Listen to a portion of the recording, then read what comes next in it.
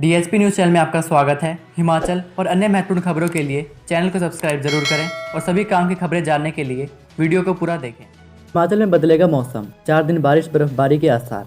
हिमाचल में रविवार से मौसम बदलेगा। प्रदेश में 4 दिन तक बारिश और बर्फबारी होने के आसार हैं।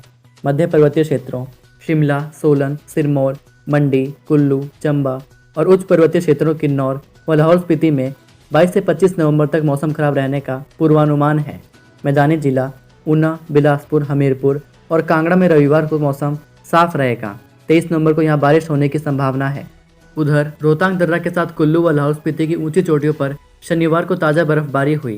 रोहतांग के साथ बारालाचा तथा कुंजम दर्रा में भी बर्फ के फाहे गिरे। जिला मुख्यालय केलांग में रात का तापमान 0 से नीचे पहुंचने से पानी भी जमने लगा है।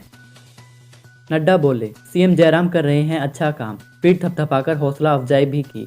कोरोना काल के बीच बिहार चुनाव में जीत का परचम फहराकर अपने घर बिलासपुर पहुंचे भाजपा के राष्ट्रीय अध्यक्ष जगत प्रकाश नड्डा ने कहा कि प्रदेश के विकास के लिए सीएम जयराम अच्छा काम कर रहे हैं। विकास के नाम पर सीएम की पीठ थपथपाकर उनकी हौसला अफजाई भी की। नड्डा ने कहा कि बिहार चुनाव प्रचार के दौरान मीडिया रिपोर्ट हौसला कमजोर कर देती थी, लेकिन जब वह महिलाओं से मिलते थे तो वह कहती थी कि मोदी को वोट देंगे। इससे निश्चय था कि कमल ही खिलेगा। कुल्लू के मलाणा में दिल्ली के सैलानी युवक की पहाड़ी से गिरकर मौत। कुल्लू के मलाणा में दिल्ली के एक सैलानी युवक की पहाड़ी से 150 मीटर नीचे गिरकर मौत हो गई है। मृतक की पहचान यश गौड़ पुत्र अरुण कुमार गौड़ निवासी करमपुरा नई दिल्ली के रूप में हुई है। यह युवक अपने 2 दोस्तों के साथ मलाणा घूमने आया था। शुक्रवार रात को सभी मलाणा के धार में बनी कैंपिंग साइट में टेंट में ठहरे हुए थे। रात 12:30 बजे यश गौड़ ने दोस्तों से कहा कि उसका इंटरनेट स्लो चल रहा है और वह टेंट से बाहर निकल गया, लेकिन काफ़ी देर तक वापस नहीं आया। इसके बाद उसके दोस्तों ने उसकी तलाश शुरू कर दी कि कहीं वह दूसरों के टेंट में तो नहीं चला गया, लेकिन वह कहीं नहीं मिला। दिल्ली के इन 2 पर्यटकों ने यश को ढूंढने के लिए स्थानीय ग्रामीणों की मदद भी ली, लेकिन रात का अंधेरा होने के चलते उसका कोई पता नहीं चला। सुबह होते ही फिर से तलाश शुरू की गई। इस दौरान पहाड़ी से 150 मीटर नीचे पत्थरों के बीच उसका शव फंसा हुआ मिला। घटना की सूचना पुलिस को दी गई। दिसंबर में हो सकती है 1ली से 8वीं कक्षा की वार्षिक परीक्षाएं। प्रदेश के सरकारी स्कूलों में 1ली से 8वीं कक्षा तक की वार्षिक परीक्षाएं दिसंबर या मार्च 2021 में लेने पर फैसला 23 नवंबर को प्रस्तावित कैबिनेट बैठक में होगा। शीतकालीन छुट्टियों वाले स्कूलों की मार्च 2021 में वार्षिक परीक्षाएं लेने के ऐलान पर पुनर्विचार शुरू हो गया है। विभागीय अधिकारी दिसंबर में ही वार्षिक परीक्षाएं को लेकर इस शैक्षणिक सत्र को समाप्त करने के पक्ष में हैं। उधर ग्रीष्मकालीन स्कूलों में हर वर्ष की तरह मार्च में ही 8वीं कक्षा तक परीक्षाएं लेने का प्रस्ताव है। प्रारंभिक शिक्षा निदेशालय और समग्र शिक्षा अभियान के राज्य परियोजना कार्यालय ने बीते दिनों विस्तृत चर्चा के बाद दिसंबर में होने वाली 1ली से 8वीं कक्षा तक परीक्षाओं के प्रश्न पत्र तैयार करने के शिक्षकों को निर्देश दिए हैं। डेट शीट कैबिनेट बैठक के फैसले के बाद बनेगी। परीक्षाएं ऑनलाइन करवाने का प्रस्ताव है। कोरोना के मामले बढ़ने पर अधिकारी विद्यार्थियों को स्कूल बुलाने के हक में नहीं हैं। फलों के पौधों के लिए पहली बार ऑनलाइन आवेदन करेंगे बागवान। कोरोना काल में संक्रमण से बचाव के लिए पहली बार रोहिणी विश्वविद्यालय ने बागवानों के लिए पौधों की डिमांड भेजने को ऑनलाइन सुविधा शुरू की है। बागवान डॉक्टर वाईएस परमार बागवानी विश्वविद्यालय की वेबसाइट पर उपलब्ध करवाए गए आवेदन पत्र पर पौधों की डिमांड ईमेल के जरिए भेज सकते हैं। इतना ही नहीं, अगर इंटरनेट की सुविधा नहीं है तो डाक के माध्यम से भी डिमांड भेजी जा सकती है। अब तक बागवानों को पौधों की डिमांड देने के लिए विश्वविद्यालय या संबंधित केंद्रों तक खुद जाना पड़ता था। सेब, नाशपाती, पलम, खुमानी, आड़ू, कीवी, अनार के पौधों के लिए बागवानों को 5 दिसंबर से पहले अपनी मांग विश्वविद्यालय को भेजनी होगी। राजधानी में अब हर रविवार को बंद रहेंगे बाजार, प्रशासन ने जारी किया फरमान। राजधानी के बाजार अब हर रविवार को बंद रहेंगे। कोरोना संक्रमण के बढ़ते मामलों को देखते हुए शहर के ज़्यादातर कारोबारियों ने बाजार बंद रखने का समर्थन किया है। 22 नवंबर रविवार को भी बाजार बंद रहेगा। त्योहारी सीजन में शहर के कारोबारियों की मांग पर जिला प्रशासन ने रविवार को बाजार खुले रखने की अनुमति दी थी, लेकिन इस रविवार से यह अनुमति नहीं मिलेगी।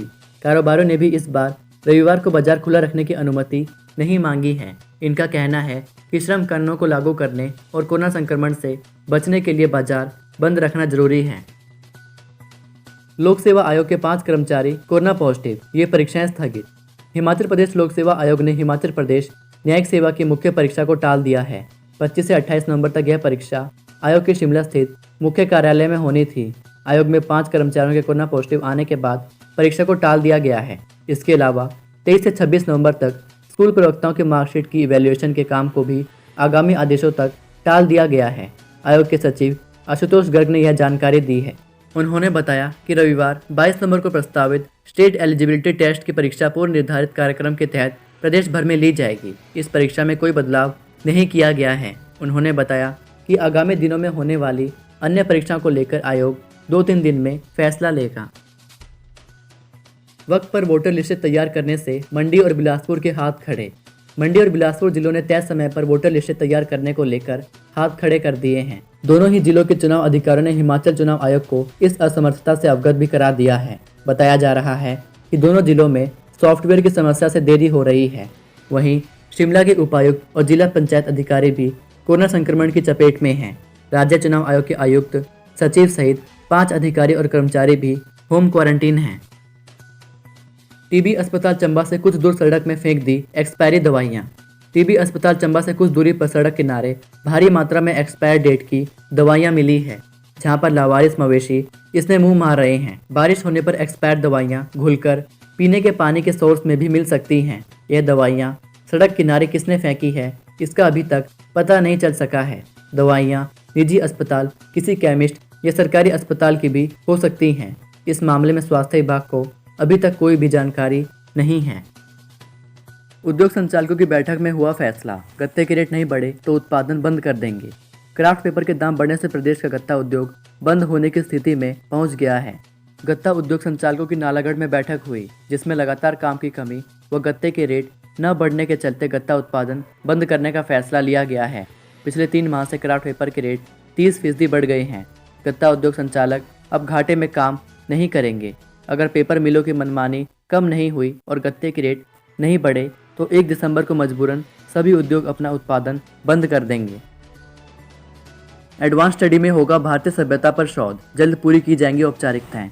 भारतीय उच्च अध्ययन संस्थान के निदेशक प्रोफेसर मकरंद परांजपे ने कहा कि आने वाले समय में संस्थान भारतीय सभ्यता पर शोध करेगा। इसके लिए भारतीय सभ्यता शोध केंद्र स्थापित किया जाएगा। इसके लिए विश्व भर से शोधकर्ता यहां पर आएंगे। भारतीय उच्च अध्ययन संस्थान ने इसका प्रस्ताव केंद्रीय शिक्षा मंत्रालय को भेज दिया है। खाली सीटें भरने के लिए स्पॉट काउंसलिंग करवाएगा तकनीकी विश्वविद्यालय।